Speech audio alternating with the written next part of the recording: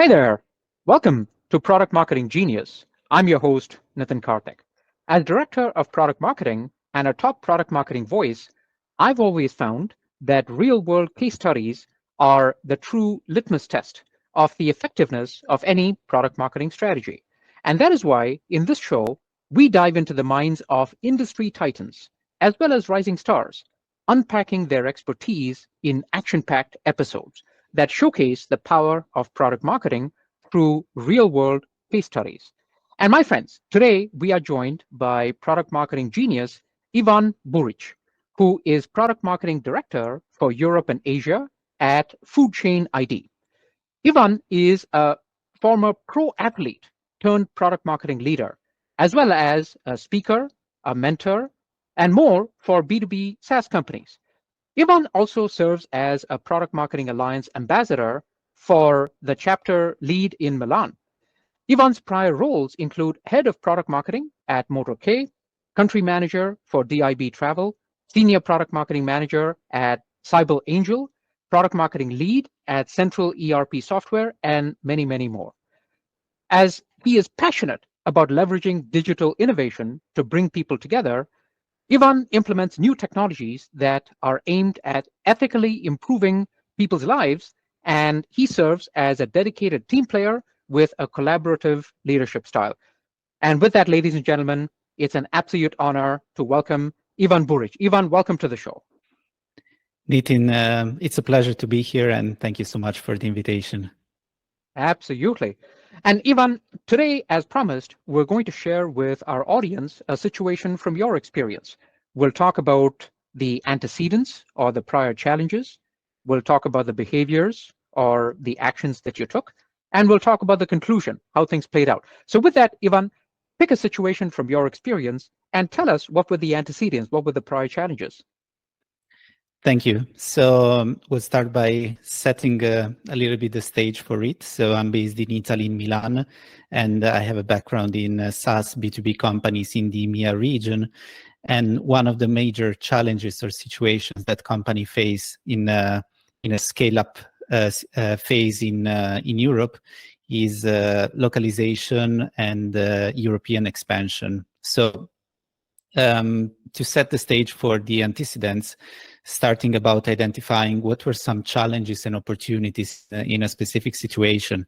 So before joining the company that was facing this challenge, there was a lack of a dedicated product marketing function. And this gap resulted in a disjointed go-to-market strategy, an unclear product positioning. It missed the opportunity on the market penetration and customer engagement as well. On the other side, there was a good opportunity because the company just went IPO. So it was poised for a rapid expansion and innovation. There was a pressing need, though, to establish a robust product marketing function to align product development, market needs, a cohesive branding and messaging, and the support for the company ambitious growth as it can be in this situation, and they could be pretty aggressive. Wow, Ivan, I can only imagine how difficult those challenges must have been, having no PM team, starting from the ground up, making sure the localization, all that is done, and all that with the post-IPO expansion. Oh my God, amazing, amazing. So Ivan, now that we've talked about the antecedents, let's talk about the behaviors. Tell us about some of the actions that you engaged in. In terms of behaviors, I was trying to remember what were the key points there. So the initial steps that I took was assessing the existing gaps in the market strategy, in the product positioning, in the cross-functional alignment. And this involved gathering insights from sales, from product development, from customer success teams, and just try to understand the market landscape and the customer needs. Another key point there was building from scratch a product marketing team. So I was challenged by strategically hiring and developing talents from a global product marketing team.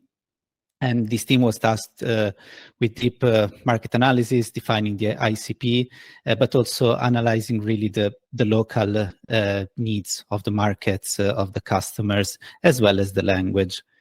Another key point was having a strategic initiative. So I was leading the team in managing a go-to-market plan for launching several products across Europe and ensuring that each was backed with some market research, some data, a clear value proposition, and targeted messaging. And the team also played a crucial role in the M&A. So this is another a very actual strategy, especially in Europe. So identifying opportunities to acquire new market share and integrate new offering, hopefully in a seamless way. The last point that I would like to highlight here is the education and alignment. So recognizing the need for a cross-functional buy-in, I focused on educating the internal stakeholders about product marketing, about its value, and overall how does it intersect with product marketing, customer success, and the customer at the end of the day.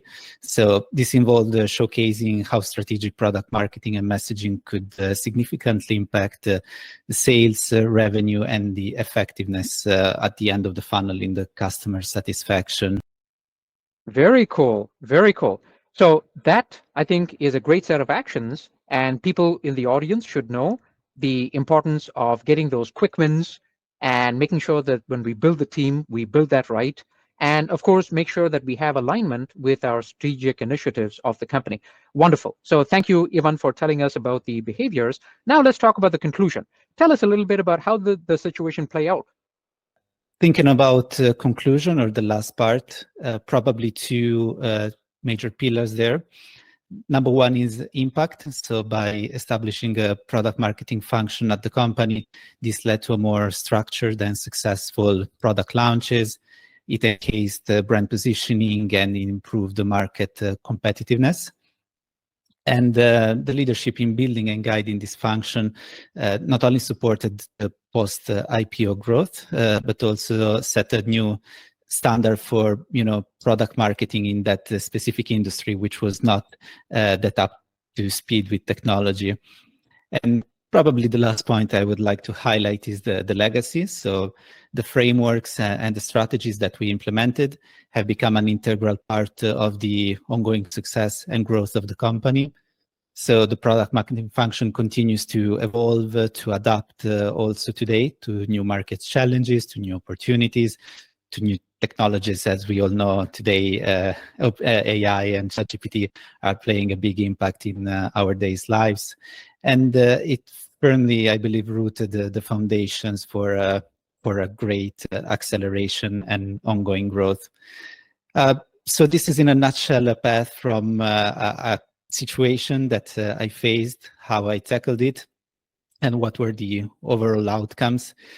This is great, Ivan. In fact, you've shared a situation that I think our audience can really relate to, where you had to build a function from scratch. So I just wanted to highlight that for the audience. So if you're in a situation where you're on the ground floor and you need to build everything up, listen to this episode and definitely reach out to Ivan. In fact, speaking of that, Ivan, if people wanted to learn more about you, where can they find you and find out what's next? In fact, I also understand that you're starting a podcast. Tell us more about that, Ivan.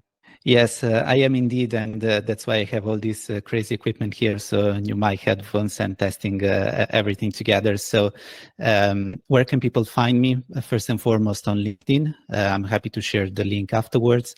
I also have a personal website that is my name and my surname, so ivanburic.com. And I'm about to launch a podcast, which is going to be about leveraging product marketing principles in everyday life.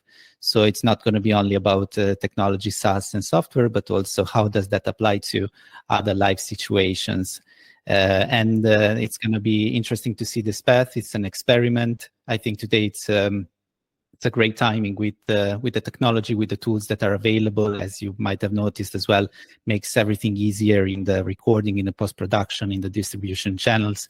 So I just want to take this opportunity to amplify what people have to share and hopefully add value to those people. Add value indeed. This is going to be amazing. I think it's so nice that people like you, thought leaders like you, are able to share content and advice with the audience. And I like how you mentioned, Ivan, that this is not just about business. This is also like life skills. So I think this is going to be exciting. I'm excited for this. So there you have it, my friends. If you like this episode, definitely check out Ivan on LinkedIn and do check out his podcast, which is coming out in a couple of weeks. And my friends, armed with that knowledge, stay awesome out there.